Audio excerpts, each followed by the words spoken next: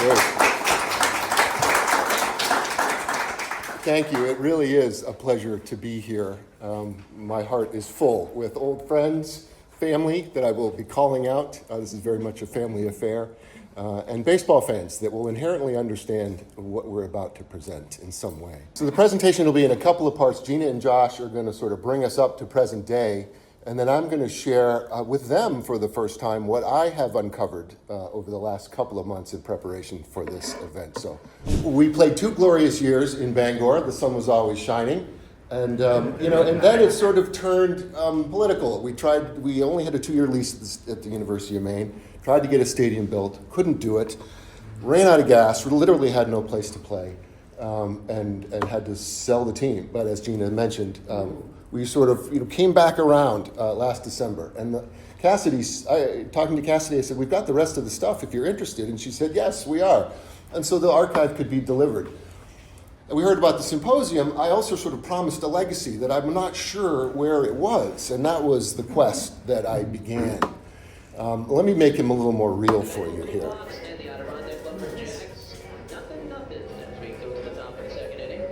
Red Sox. There's a Blue Ox. There's like the history of lumbering right there. The Adirondack Lumberjacks third base coach and Babe the Blue Ox. I think that's one of the great logos around too, Babe. On Father's Day, the winning streak ended despite Corey Parker's 2-run home run in the bottom of the 6th inning.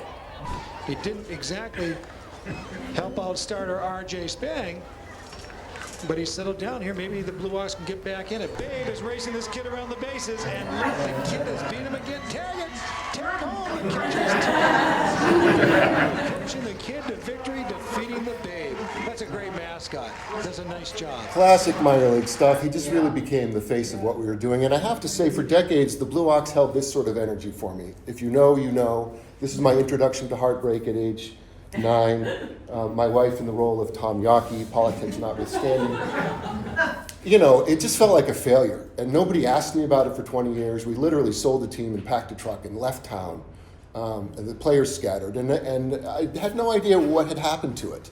In the middle of the pandemic, I got a text from a fan that said, "Hey, are you the guy that did the thing? And do you have any hats?" And I'm like, "Well, this is interesting. Who are you?" And for 6 years, he texted me a couple of times a year with stuff like this. "Hey, this is my buddy's collection, just trying to make me jealous, LOL. Like, well, that's a lot of stuff. And then you look on eBay, and there was a market for this, like, $75 for a pennant. Well, somebody cares somewhere.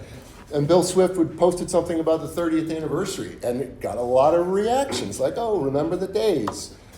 So I went to the scrapbook and I found contact sheets. And this was a window to the past. Like this photographer that hung out with us had all these, I contacted him. I said, "Do you have all the images?" And he said, "Yeah."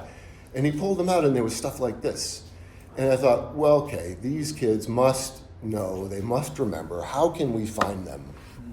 So I got the band back together. Literally, this Zoom call, we had not been together in conversation for 29 years. And I said, there's a story here that we have to do because we've committed to do it for the Hall of Fame. Billy just so happened to run the warehouse for the original embroiderer. He's like, "I just found the tape." And he fired it up on a machine, and suddenly we had merchandise from the original embroidery tape. I love that one on the right, sort of the past interrupting Billy's present, like, okay, I got stuff to do. What are we doing here? I said, "Pull out the boxes, fellas, get the stuff.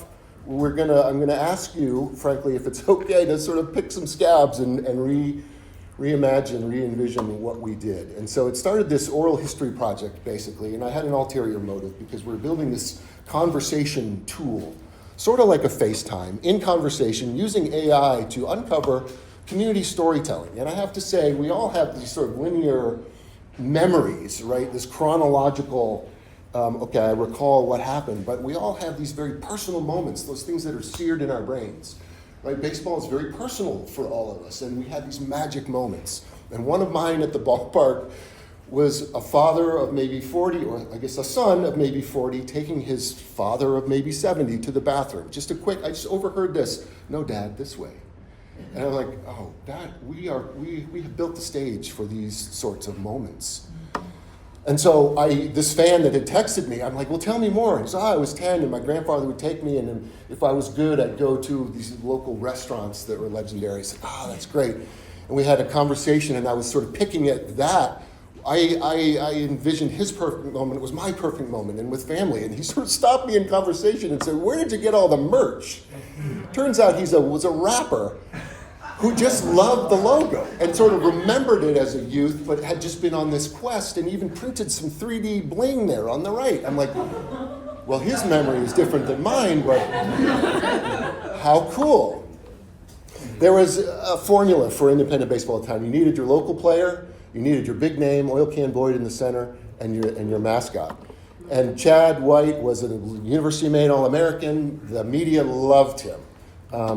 And he was a fan favorite, a spokesman for the team.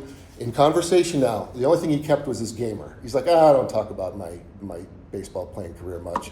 But his daughter found a stash of Blue Ox stuff, and she wears it around as retro cool. Nice. Oil Can. Oil Can is a complicated figure. I was an unabashed fan of his. He spent 8 years with the Red Sox. He ended his career in independent ball. And I believe is a historical figure worth further study. Misunderstood in Boston, as we learned in this room the other day. But for him, wearing the Blue Ox whites was a perfect moment for me. When he arrived in town, we took him over to Channel 2. And as he sat for his interview, just before the cameras rolled, I'll go fast, he said, hold on, my personality. And he pulled out these gold chains from his hoodie. That was a perfect moment for me. Matt Fine, who was a 26-year-old reporter at the time, and now is a professor at Temple, had no recollection of this interview at all. Nope. No idea. Well, what do you remember about the Blue Ox? He said, I remember you gave me the scoop of when Oil Can was going to pitch, because we were saving him and we got rained out. Of course we did. I said, do you remember what we gave away? He said, no. I said, can openers, of course. He remembered the opportunity to spark his love for play-by-play, right? That was his perfect moment. Mark Reben, one of our pitchers, he remembers Oil Can's personality, seen here on Media Day. Yeah, I got this big gold nugget that says Oil Can in diamonds around my neck. I remember saying to him one game, I said, I can't wear those today. I said, I'm going to get mugged. And he said, no, you'll be fine. Well, he was right. I was fine. And he pitched a gem, and we got back to the locker room, and he said, I'll take those now. I said, no, I think I'll keep them. And we joked about it. And he did. He let me wear them for the night. That must have been quite a sight at the Elmira Denny's. Oil Can was great for us. We got a lot of earned media. This is my favorite image of all. Oil Can with these young players, these imparting wisdom. And now Mark Reben has been a coach for 27 years and still tells the Oil Can stories. So that inspiration of baseball. Quickly, we had a birthday club. As people named the team, they put their birth date and they sent letters, Dear Mark Reben and Babe, and they drew pictures like this. These kids remember.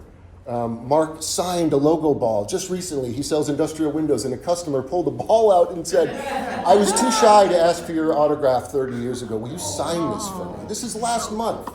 Unbelievable. Danny Cashman was a college kid in the suit. Sorry to shatter any illusions, but there is somebody in the suit. He said at the time, I want to be David Letterman. Well, it turns out he had a night show for 20 years in Bangor, and David Letterman was his final guest. But one of his first guests was Josh Gordon. I told Danny that the suit still lived, and he said, I have a special. You have to come on the show. And you might think that the person animates the suit. It really is the other way around. This is me. About a month ago, I pulled the suit off a mannequin.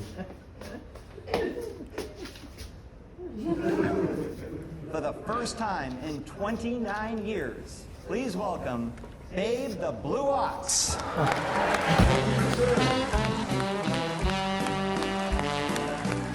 And he returned. And he entered the selfie era. These little kids whipped out their phones like pistoliers, and I was like, wait, what is happening right now? But a new generation. And so we've been having these conversations. This is the woman who designed the original costume. She sewed it with her family 30 years ago. That's her father, who started making hand puppets for Channel 2. I have to say that my mascot is in good shape because of Vince. And Vince is the owner of the club, my father-in-law, who grew up watching Ted Williams, had a great career, and got to own a minor league baseball team and sit in the Ox box with his grandchildren on his knee. And he wore that hat till the day he passed away last year. Independent baseball was a license to lose money, and we did. as a son-in-law that had some awkward moments. And I said, I just want to thank you for all this. And he said, those 2 years were the best of my life. And it was sort of a no, son, thank you. Really special.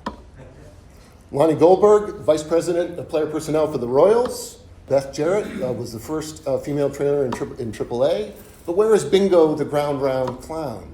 Does this boy remember that he stood next to a big leaguer for the national anthem? Do these girls still like baseball? Do they play baseball? All of these people that embraced the Blue Ox had their own memories, and I'm in conversation with them now.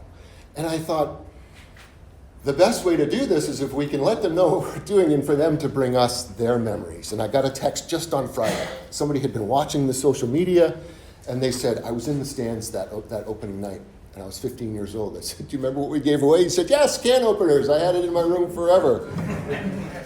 And he said, I remember when the helicopter landed and Babe came out, and I sent him a little screen grab, and he said, there it is. I was in the seats with my family, so thrilled in that moment. I said, that is great to hear. That is the legacy that has been very healing for me, because there are stories that we will never know. It's a supernova. It's a big bang that these things continue to hurtle. Everyone took their own piece, and that is the legacy of the Blue Ox.